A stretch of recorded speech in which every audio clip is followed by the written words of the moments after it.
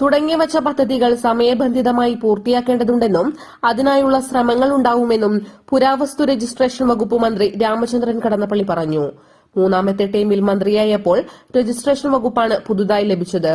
Registration വകുപ്പ് സർക്കാരിന്റെ ധനസമാഹരണത്തിൽ മുഖ്യ പങ്ക് വഹിക്കുന്ന വകുപ്പാണെന്നും ശ്രദ്ധാപൂർവ്വം കൈകാര്യം ചെയ്യേണ്ടതാണെന്നും മന്ത്രി പറഞ്ഞു. വകുപ്പ് നിർണയിച്ചു നൽകാനുള്ള പൂർണ്ണ അധികാരം മുഖ്യമന്ത്രിക്കാണ്.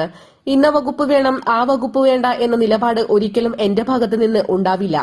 ഏതു വകുപ്പ് കിട്ടിയാലും ഉത്തരവാദിത്തത്തോടെ പ്രവർത്തിക്കുക എന്നതാണ് കാര്യമെന്നും മന്ത്രി ഒരു ചോദ്യത്തോട് പ്രതികരണമായി പറഞ്ഞു.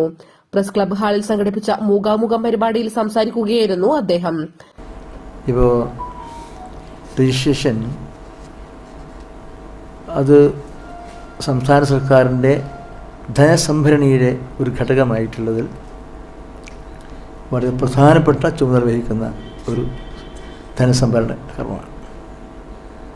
അത് 2ാം സ്ഥാനം എന്നാണ് കഴിഞ്ഞ തവണ അവർ പറഞ്ഞത്, GST കഴിഞ്ഞാൽ. ഇപ്പോൾ 2023-24 ടാർഗറ്റ് 5872 കോടിയാണ് ഈ ഉണ്ടാകുന്നത്.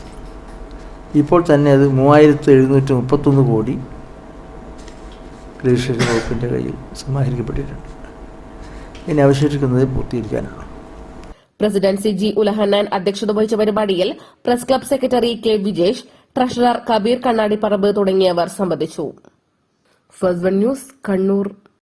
സ്വാതന്ത്ര്യ സമരത്തിന്റെ ചരിത്രമുറങ്ങുന്ന ഒട്ടനേകം കലകൾക്ക് ജന്മം നൽകിയ സർവമത സാഹോദര്യത്തിന്റെ പവിത്രമോതിരത്തിന്റെ ഈറ്റില്ലമായ പയ്യന്നൂരിൽ പാരമ്പര്യ തനിമയുള്ള പ്രശസ്ത സ്വർണ്ണാഭരണശാല 4 പതിറ്റാണ്ടുകളായി നല്ലവരായ നാട്ടുകാരുടെ അഭീഷ്ടത്തിനനുസരിച്ച് സ്വർണ്ണാഭരണങ്ങൾ സ്വന്തം ഫാക്ടറിയിൽ നിർമ്മിച്ചു നൽകുന്ന സ്ഥാപനം. പരമ്പരാഗത ശൈലിയിലുള്ള പാലക്ക നെക്ലസ്, കമ്മൽ, നാഗപടം നെക്ലസ്, മുല്ലമാല, മാങ്ങമാല, കാശുവള, ലക്ഷ്മിവള തുടങ്ങി അനേകം ആന്റിക് കളക്ഷനുകൾ, പുതുതലമുറയുടെ ഇഷ്ടത്തിനൊത്ത കമ്മലുകൾ, വളകൾ, മോതിരങ്ങൾ, മാലകൾ.